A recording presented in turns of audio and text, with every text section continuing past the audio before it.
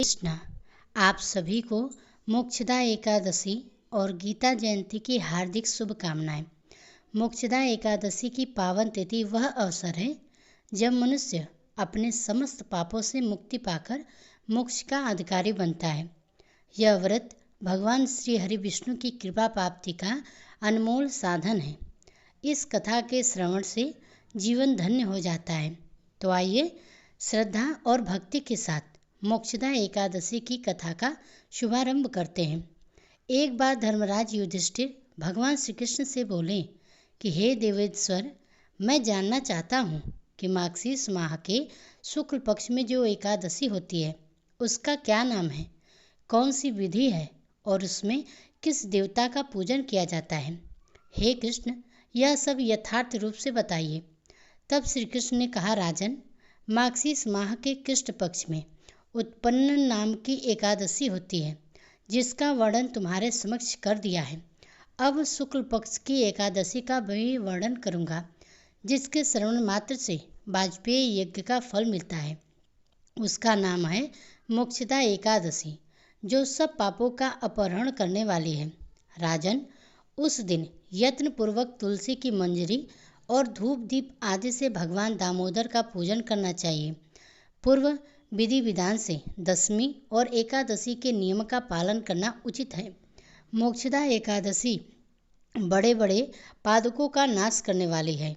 उस दिन रात्रि में प्रसन्नता के लिए नित्य गीत स्तुति के द्वारा जागरण करना चाहिए। जिसके पितर पापवश नीच योनि में पड़े हों वे इसका पुण्यदान करने से मोक्ष को प्राप्त होते हैं। इसमें तनिक भी संदेह नहीं है। पूर्व समय की बात है, वैष्णव विभूषित परम रमणीय चंपक नगर में वनस नामक राजा रहा करते थे। वे अपनी प्रजा का पुत्रवत की तरह पालन किया करते थे। इस प्रकार राज्य करते हुए राजा ने एक दिन रात को स्वप्न में अपने पितरों को नीच योनि में पड़ा हुआ देखा। उन सबको इस अवस्था में देखकर राजा के मन में बड़ा ही विस्मय हुआ और प्रातःकाल ब्राह्मणों से उन्होंने उस स्वप्न का सारा हाल कह सुनाया। राजा बोले, ब्राह्मणों, मैंने अपने पितरों को नरक में गिरा दिया है। वे बारंबार रोते हुए मुझसे कह रहे थे कि तुम हमारे तनुज हो, इसलिए इस नरक समुद्र से हम सबका उद्धार करो। इस रूप में मुझे पितरों के दर्शन हुए हैं। इससे अब मुझे चैन नहीं मिलता। क्या करूं? कहाँ जाऊं? मेरा हृदय गम से पिघला जा रहा है। द्विज उत्तम वह व्रत तथा तप तथा वह योग मुझसे कहिए जो मेरे पूर्वज तत्काल नरक से मुक्ति पा जाएं। इस कृपा करें हमें।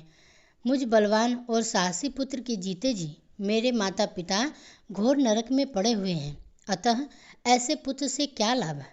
तब ब्राह्मण बोले, हे राजन, यहाँ से निकट ही पर्वत मुनि का महान आश्रम है।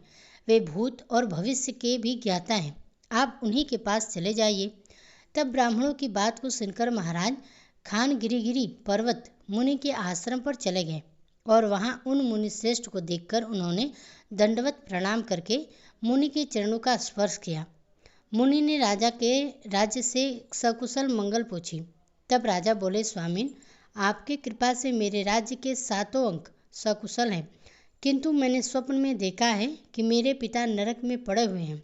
अतः बतलाइए किस पुण्य के प्रभाव से उनका वहां से छुटकारा होगा। राजा की इस बात को सुनकर मुनि श्रेष्ठ पर्वत एक मुहूर्त तक ध्यानमग्न रहे।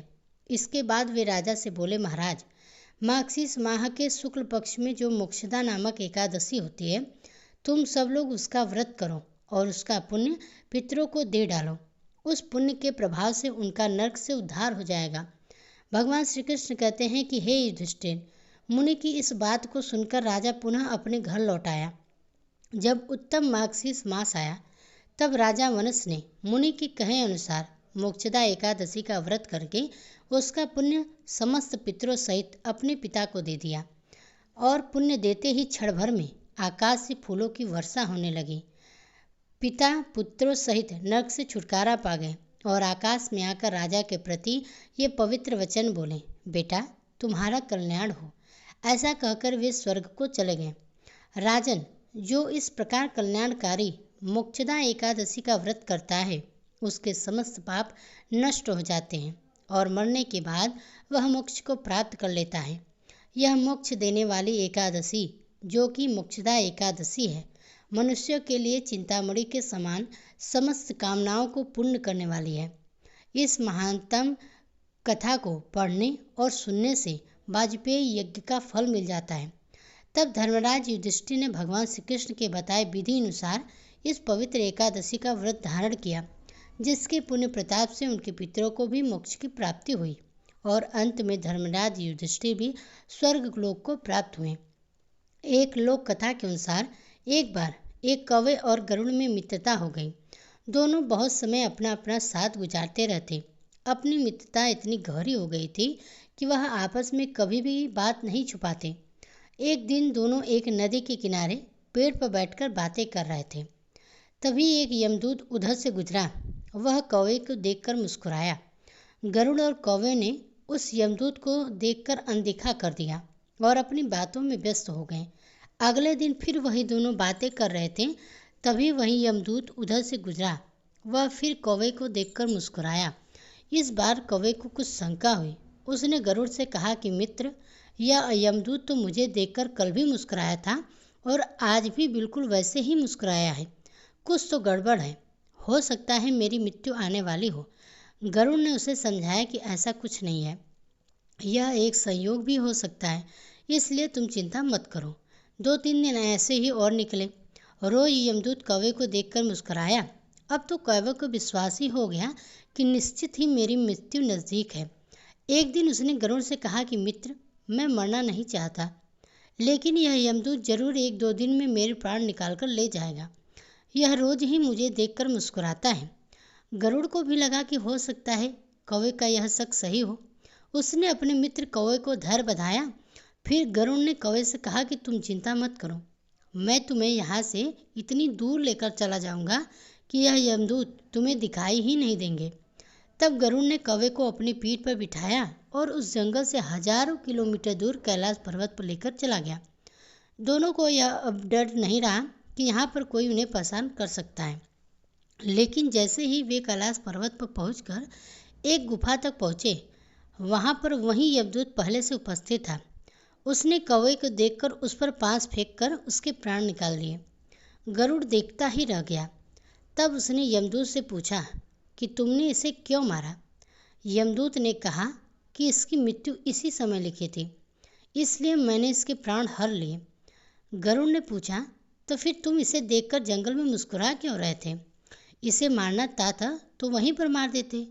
यमदूत ने उत्तर दिया कि इसकी मृत्यु तो केवल कैलाश पर्वत पर ही लिखी थी, लेकिन 4-5 दिन पहले इसे उस जंगल में देखकर मुझे आश्चर्य हो रहा था कि यह इतने कम समय में वहाँ पर पहुँचेगा कैसे, क्योंकि इसके पंख भी छोटे हैं और यह इतनी लंबी उड़ान भी नहीं भर सकता। तो फिर आखिर हजारों योजन दूर कैलाश तक यह पहुँचेगा कैसे? यही सोचकर मैं रोज मुस्कुराकर वहाँ से गुजर जाया करता था। लेकिन भाग्य देखो, तुम इसके परम मित्र हो, इसे यहाँ तक इतने कम समय में ले आए। जीवन और मृत्यु भाग्य का ही बात है, इससे कहीं भी छिपा या बचा नहीं जा सकता। जब तक जीवन है तब तक आपको कोई नहीं मार सकता, लेकिन अगर मृत्यु निकट है तो कोई भी कितनी भी कोशिश कर ले आपको नहीं बचा सकती। मोक्षदा एकादशी के दिन ही भगवान श्री कृष्ण ने अर्जुन को गीता का उपदेश भी दिया था, इसलिए इस दिन गीता जयंती के रूप में भी मनाया जाता है। जब हम पहली बार गीता पढ़ते हैं तो इसे हम एक अंधे भक्ति के रूप में पढ़ते हैं, यानी कि हम केवल इतना ही समझ पाते हैं कि कौन किसके पिता, कौन किसकी बहन और कौन किसका भाई है। पहली बार गीता पढ़ने पर इससे ज़्यादा हमारी समझ में कुछ नहीं आता है। दूसरी बार जब हम भगवत गीता पढ़ते हैं तो मन में कुछ सवाल जागृत होंगे कि ऐसा क्यों किया गया, वैसा क्यों हुआ। जब हम तीसरी बार गीता पढ़ेंगे तो इसके अर्थ को समझने लगेंगे। हालांकि हर व्यक्ति को इसका अर्थ अपने अपने तरीके से समझ में आएगा। जब हम चौथी बार गीता पढ़ेंगे तो हर एक बार पात्र से जुड़ी भावनाओं को समझ पाएंगे, जैसे अर्जुन के मन में या दुर्योधन के मन में उस समय क्या चल रहा। पांचवी बार जब हम गीता पढ़ने से कुरुक्षेत्र में हमारे मन में खड़ा हो जाता है, हमारे मन से अलग अलग कल्पनाएं होती हैं। छठी बार गीता पढ़ने से हम भगवान को अपने अनुभव करने लगते हैं और हमें ऐसा लगता है कि मानो भगवान हमारे सामने ही यह सब कुछ बता रहे हैं। 8वीं बार भगवत गीता को पढ़ने से हमें यह पूरी तरह एहसास हो जाता है कि कृष्ण कहीं बाहर नहीं बल्कि हमारे भीतर ही हैं। हम उनके भीतर हैं।